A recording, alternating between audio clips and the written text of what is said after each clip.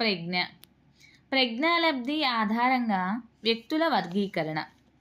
అమెరికాలోని స్టాన్ఫర్డ్ యూనివర్సిటీకి చెందిన ప్రముఖ సైకాలజిస్ట్ అయినటువంటి లూయిస్ టెర్మన్ తన సహోపాధ్యాయునిగా పనిచేసే మెర్రిల్ సహకారంతో తను రూపొందించిన స్టాన్ఫర్డ్ బినే సైమన్ ప్రజ్ఞామాపనని అనేక వేల మందిపై ప్రయోగించి వచ్చిన గణాంకాలకు సాంఖ్యిక విశ్లేషణ జరిపి దాని నుండి ప్రజ్ఞాలబ్ధి సిద్ధాంతంను ప్రతిపాదించాడు. ఈ గణాంకాలు గీసిన వక్రరేఖ సామాన్య సంభావ్యత వక్రరేఖ అయితే ఇది కింద ఒక పిక్చర్ని పోలి ఉంది, చూడండి ఒకసారి. నార్మల్ ప్రాబబిలిటీ కర్వ్ అన్నమాట ఇది. అలానే దీని ఆధారంగా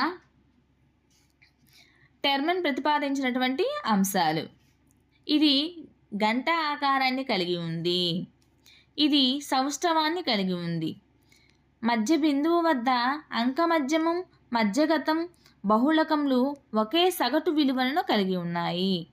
ఈ రేఖ మధ్య ప్రాంతంలో అనగా సగటు ప్రాంతంలో ఎక్కువ గణాంకాలు గుమిగూడి ఉన్నాయి, అనగా జనాభాలో సగటు ప్రజ్ఞావంతులు ఎక్కువ మంది ఉన్నారు అని అర్థం. మొట్టమొదటి టెర్మన్ వర్గీకరణలో 10 రకాల ఐక్యూ ఆధారిత వర్గాలు ఉన్నాయి.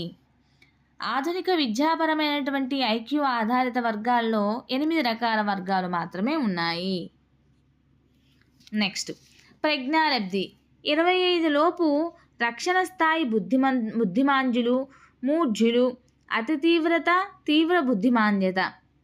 26 నుంచి 49 లోపు శిక్షణ స్థాయి బుద్ధిమాన్యులు, బుద్ధిహీనులు. 50 నుంచి 69 లోపు అభ్యసన స్థాయి బుద్ధిమాన్యులు, అల్పబుద్ధులు. 70 నుంచి 89 లోపు నిదాన అభ్యసకులు, తెలివి తక్కువవారు. 90 నుంచి 108 లోపు సగటు ప్రజ్ఞావంతులు.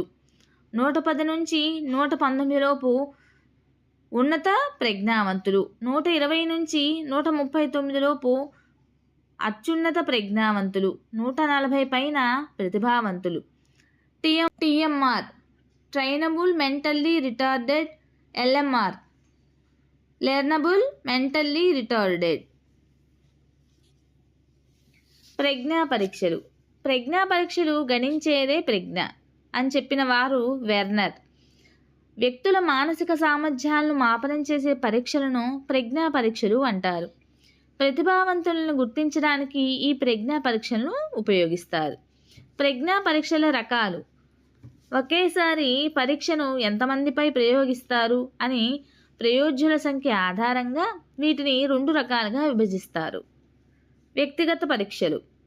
ఒక్కొక్క వ్యక్తిని విడివిడిగా పరీక్షించేవి వ్యక్తిగత పరీక్షలు. ఉదాహరణకు బినే సైమన్ పరీక్ష, వెస్లర్ శాబ్దిక ప్రజ్ఞా పరీక్షలు, భాటియా ప్రజ్ఞామాపిని, వెస్లర్ అశాబ్దిక ప్రజ్ఞా పరీక్షలు. ఇవి వ్యక్తిగత పరీక్షలు, అంటే ఒక్కొక్క వ్యక్తిని విడివిడిగా పరీక్షించేవే వ్యక్తిగత పరీక్షలు అన్నమాట. నెక్స్ట్, సామూహిక పరీక్షలు. ఒకేసారి అంటే ఒకరికంటే ఎక్కువ మందిని పరీక్షించేవి సామూహిక పరీక్షలు. ఉదాహరణకు army alpha, army general classification, Otis మానసిక సామర్థ్యాల పరీక్ష, army beta, Raven's progressive matrices test, Goodenough draw a person test మొదలైనవి. అంతేకాకుండా పరీక్షల్లో ఇచ్చే ప్రశ్నాంశాలు విషయం ఆధారంగా ప్రజ్ఞా పరీక్షలు 2 రకాలు. అవి శాబ్దిక పరీక్షలు. శాబ్దిక అంశములతో అనగా అక్షరాలు, పదాలు, అంకెలు, సంఖ్యలతో ప్రశ్నలను కలిగి ఉండేవే శాబ్దిక పరీక్షలు. వీటిని అక్షరాస్యుల యొక్క ప్రజ్ఞను మాపనం చేయడానికి ఉపయోగిస్తారు. ఉదాహరణకు బినే సైమన్ ప్రజ్ఞామాపిని, వెస్లర్ శాబ్దిక పరీక్షలు, army alpha, army general classification, Otis మానసిక సామర్థ్యాల పరీక్ష మొదలైనవి. ఇక శాబ్దికేతర అశాబ్దిక పరీక్షలు. అశాబ్దిక అంశములతో అనగా చిత్రములు, పటములతో ప్రశ్నలను కలిగి ఉండేవే అశాబ్దిక పరీక్షలు. వీటిని నిరక్షరాస్యులైన వయోజనులు, చిన్నపిల్లల యొక్క ప్రజ్ఞను మాపనం చేయడానికి ఉపయోగిస్తారు.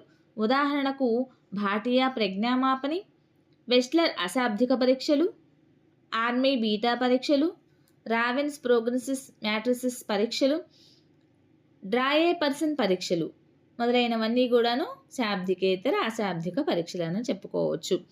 పరీక్షల్లో ఉండే ప్రశ్నలకు ప్రయోజ్యుడు జవాబులను ప్రతిస్పందనను ఏ విధంగా ఇస్తున్నాడు అనే దాని ఆధారంగా ప్రజ్ఞా పరీక్షలు 2 రకాలు. పేపర్ పెన్సిల్ పరీక్ష.